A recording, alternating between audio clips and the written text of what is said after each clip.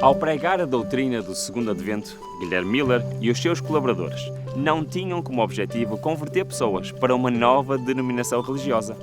Durante alguns anos, a obra dos Milleritas era olhada com bons olhos pelas igrejas organizadas.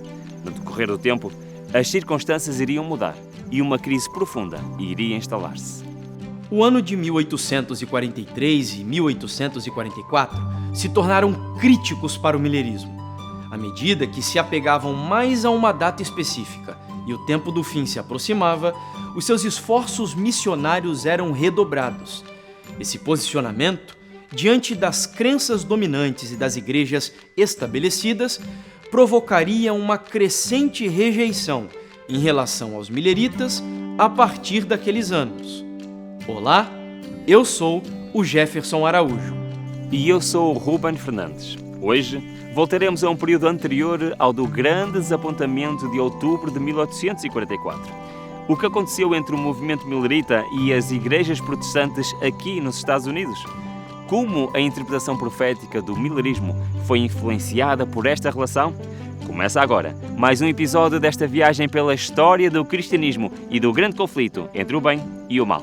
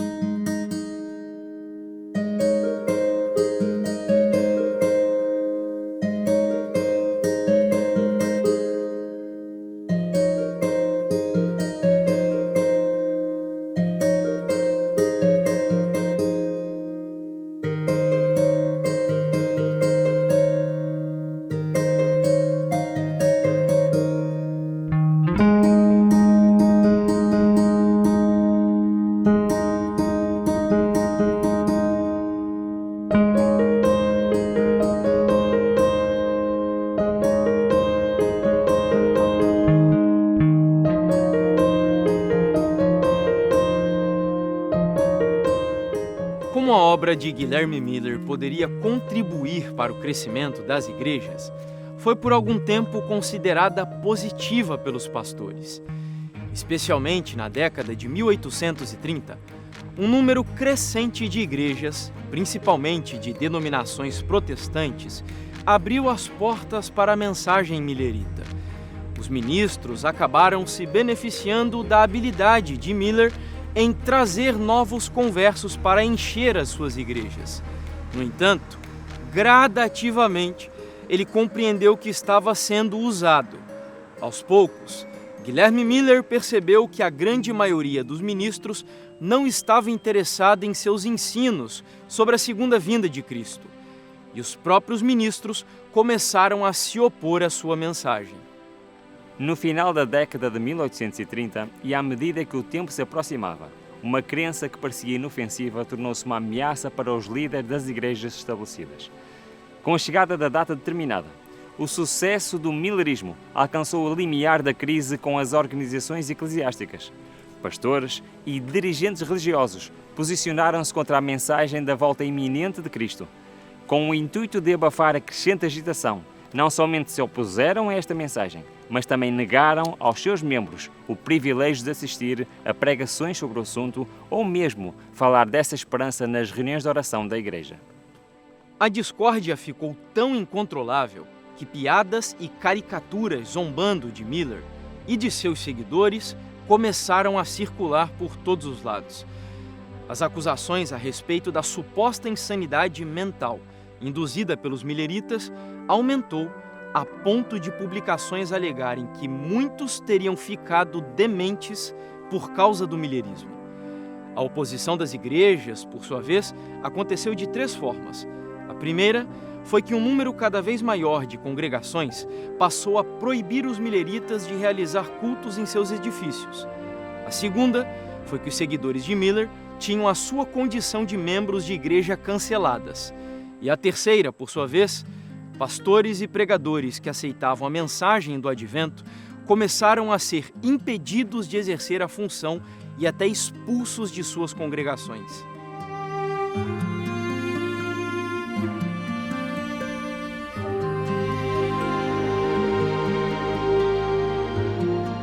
Eu vejo nessa experiência da rejeição da mensagem milerita reflexos de antecedentes bíblicos, e você vê que o arrebatamento, muitas vezes, ele vem seguido ou vem acompanhado também de apostasia. Esta é a ironia da experiência humana.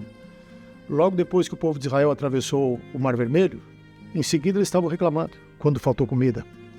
Mais tarde, quando inauguraram o tabernáculo, no dia da inauguração, houve ali um problema e alguns dos sacerdotes ofereceram fogo estranho. Então essas coisas acompanham. E nós vemos também na experiência de Jesus mesmo, à medida em que ele pregava, à medida em que ele trazia sua mensagem de revivamento, de pregar o evangelho, e muitas multidões o acompanhavam, chegou um momento que essas multidões começaram a abandonar, quando eles perceberam as implicações da mensagem, onde aquela trajetória os levaria finalmente, eles abandonaram Jesus. E nós vemos que no final, quando Jesus morreu, tinha bem poucos ali presentes. O mesmo acontece na experiência dos mileritas. Quer dizer, multidões estavam certamente seguindo Miller, empolgados com a mensagem dele, mas à medida em que eles foram compreendendo a verdade também é dura, e muitos abandonaram. E no final havia apenas o remanescente.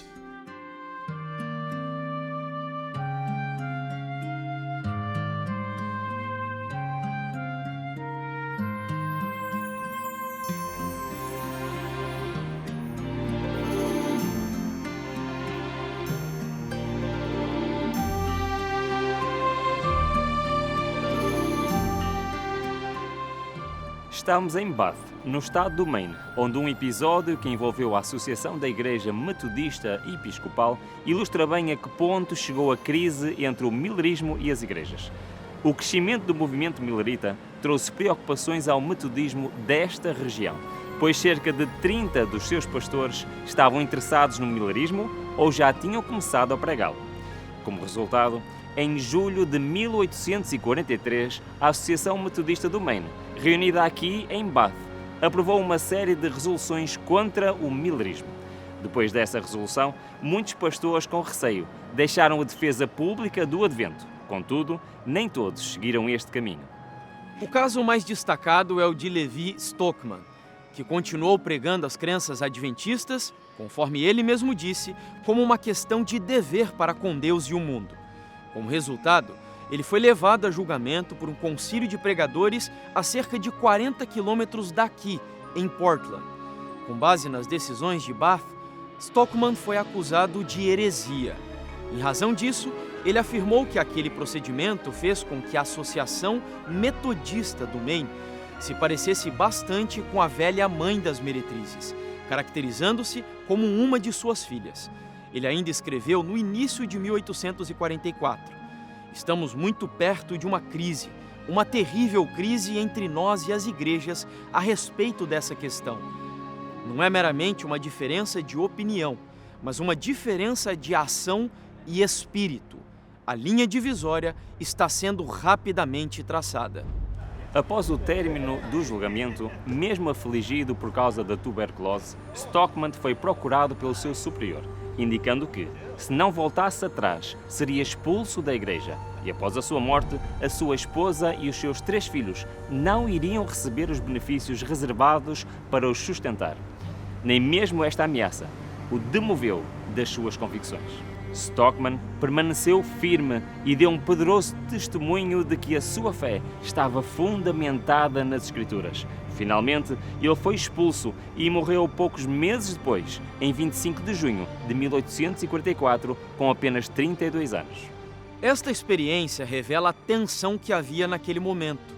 A agressividade dos argumentos e a resistência das igrejas começaram a separar cada vez mais o millerismo do restante do cristianismo.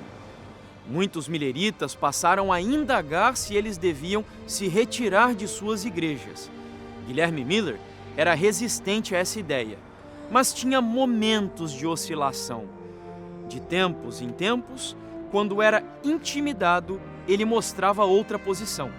Por exemplo, Enquanto se encontrava sob pressão no início de 44, ele observou: se a Igreja Romana era a mãe das meretrizes, então suas filhas devem ser meretrizes. E, portanto, as igrejas protestantes que a imitam e participam do espírito da velha mãe devem ser assim reconhecidas.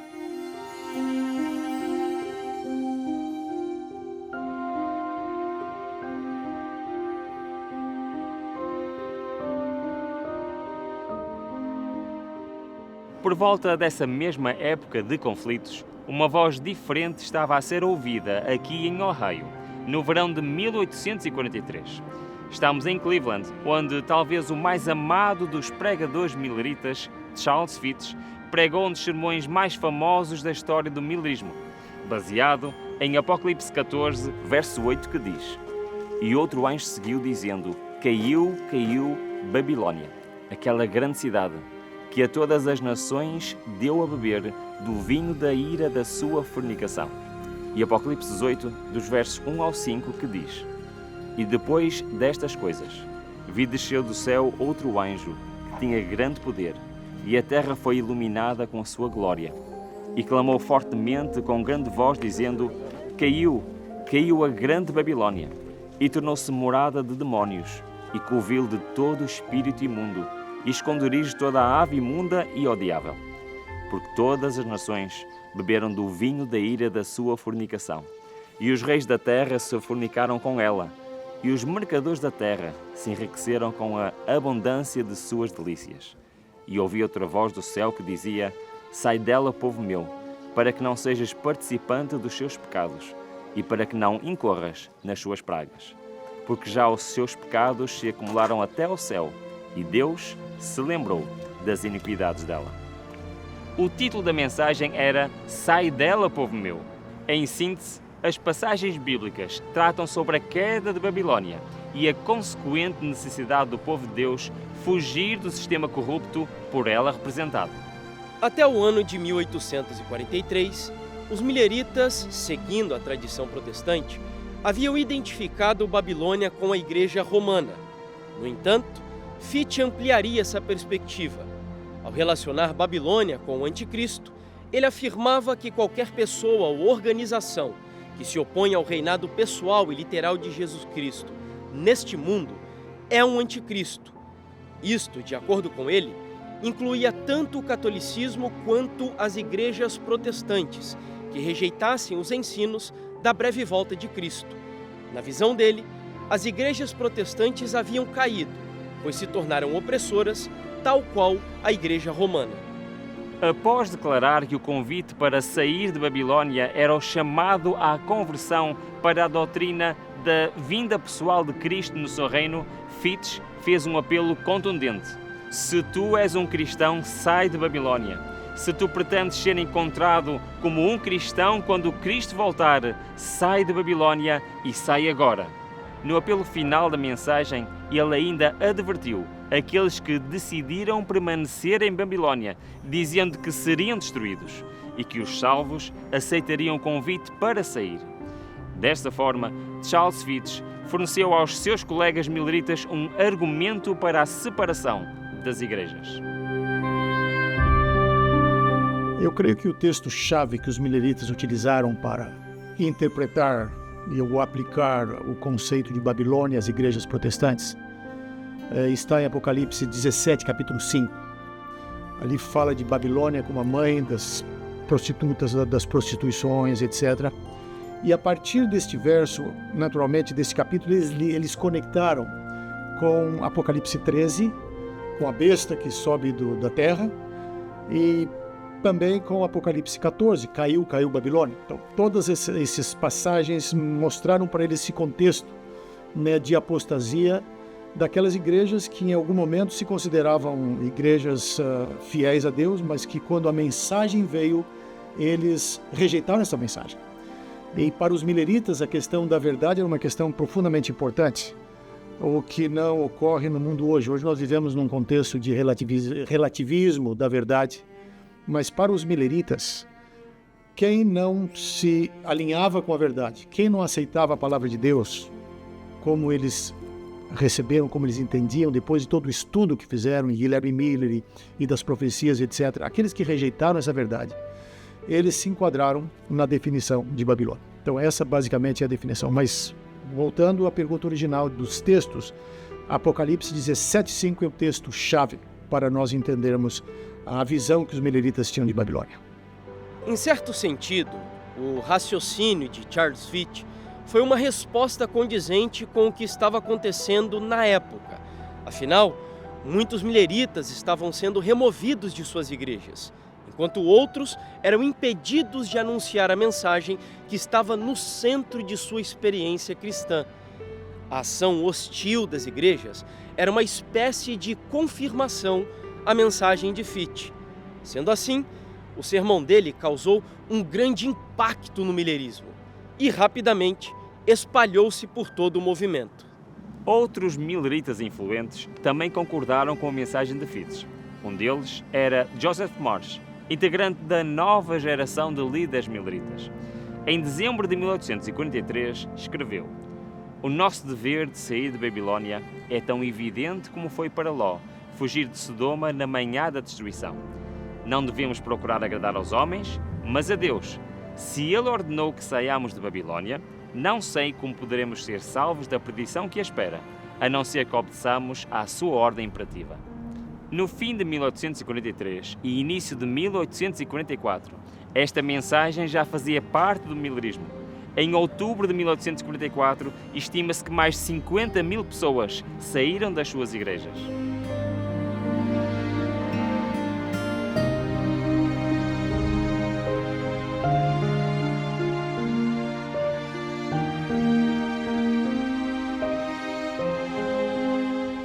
A hostilidade das igrejas e a nova compreensão de Fichte sobre a queda de Babilônia moldaram o pensamento dos mileritas a partir de 1844. Aos poucos, eles relacionavam as mensagens do movimento às mensagens dos anjos que aparecem em Apocalipse 14.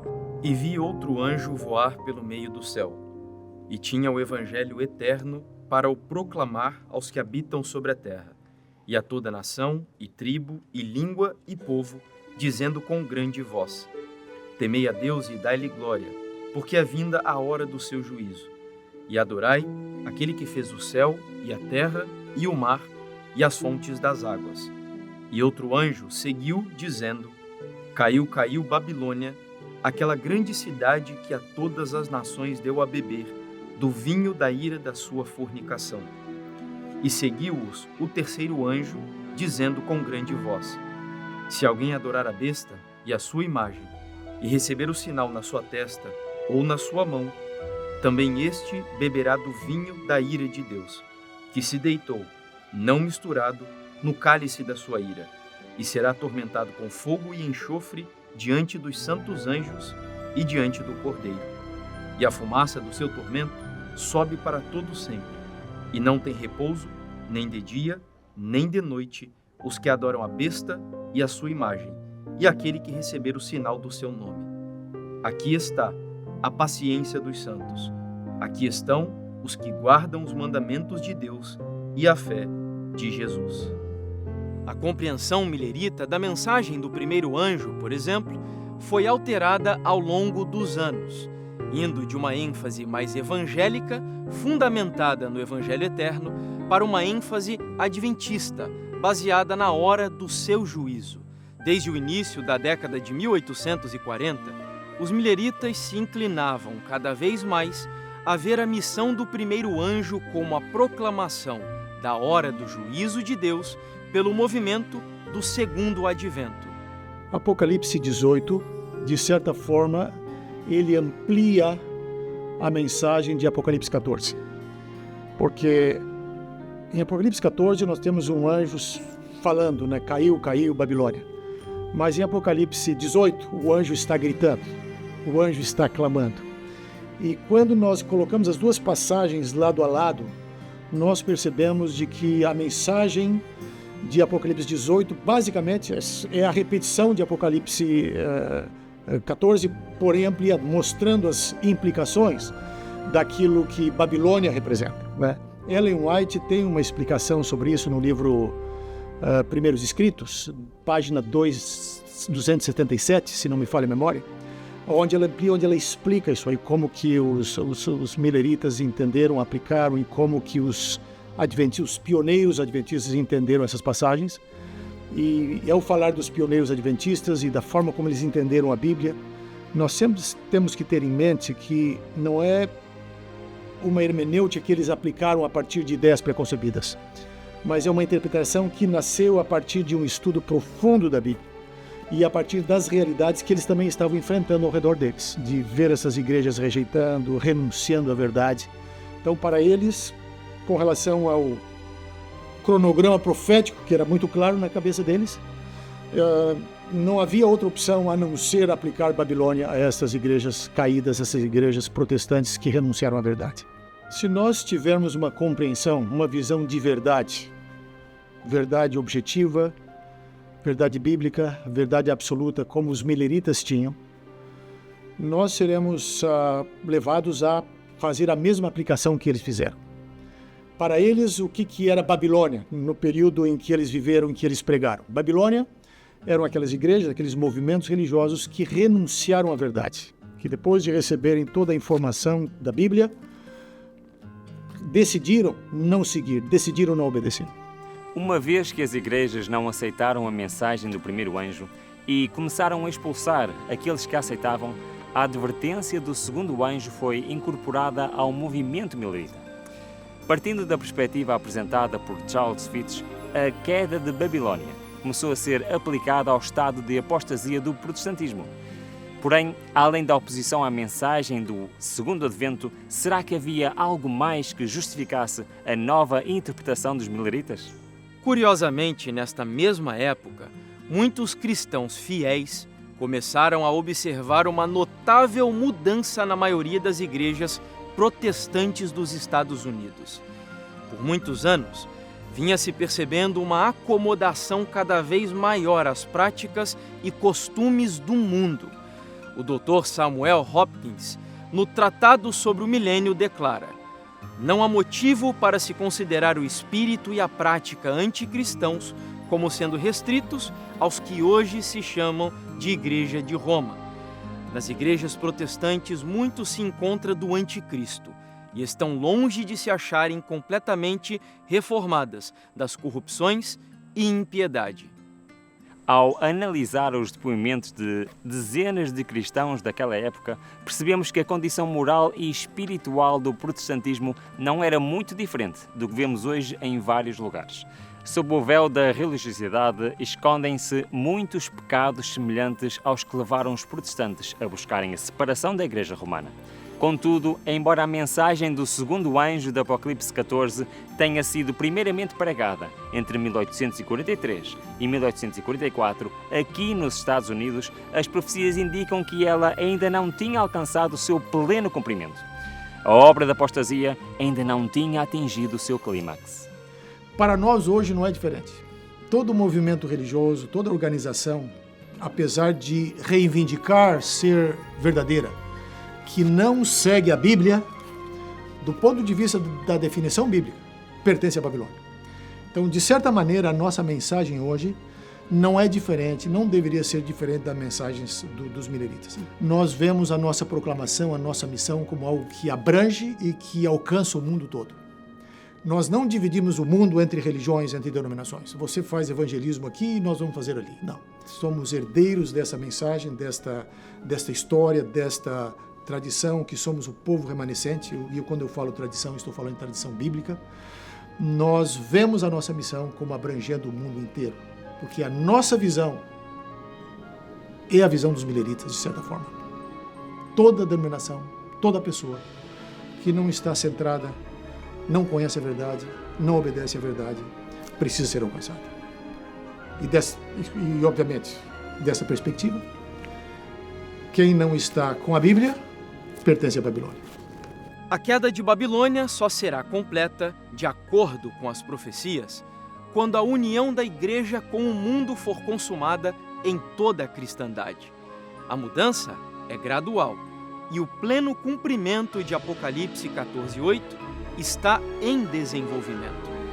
O povo de Deus, que ainda permanece em Babilônia, será chamado a separar-se de sua comunhão. Esta mensagem é a última que será dada a todo mundo. Você deseja saber mais sobre esse assunto? Portanto, você não pode perder nenhum episódio desta série. Perante estes novos desafios, os mileritas viam-se com a missão de restaurar a verdade bíblica, a fim de preparar um povo para a breve volta de Jesus. Ainda há muitos pormenores impressionantes deste movimento de grande despertar religioso. A história é incrível e só estamos a começar. Por isso, não perca o próximo episódio desta viagem pela história do cristianismo e do grande conflito entre o bem e o mal. Até breve.